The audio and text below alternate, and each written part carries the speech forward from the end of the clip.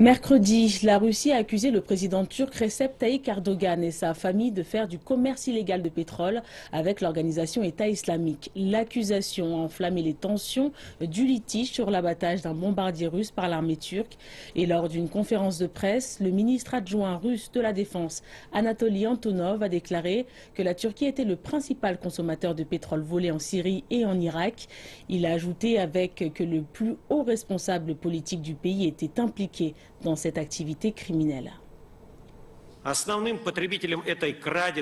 La Turquie est le principal consommateur de pétrole volé en Syrie et en Irak. Selon les informations disponibles, le plus haut responsable politique du pays, le président Erdogan et sa famille sont impliqués dans cette activité criminelle. Les représentants russes ont décrit 3 principales routes qu'ils revendiquent comme routes de contrebande de pétrole et de produits pétroliers exportés des territoires de l'organisation État islamique à la Turquie. Selon le ministre, la route ouest approvisionne du pétrole de la base d'Azaz, près de Raqqa, à la frontière avec la Turquie. La deuxième route commence à Der Ez-Zour, à la frontière du pays avec la Syrie. Et la troisième s'étend de l'est de la Syrie et l'ouest de l'Irak, au sud-est de la Turquie.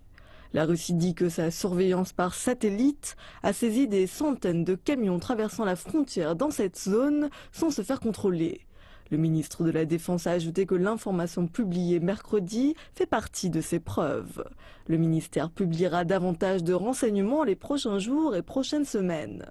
Selon eux, cette preuve montre que ce même réseau criminel approvisionne également des armes, des équipements et forme l'organisation État islamique.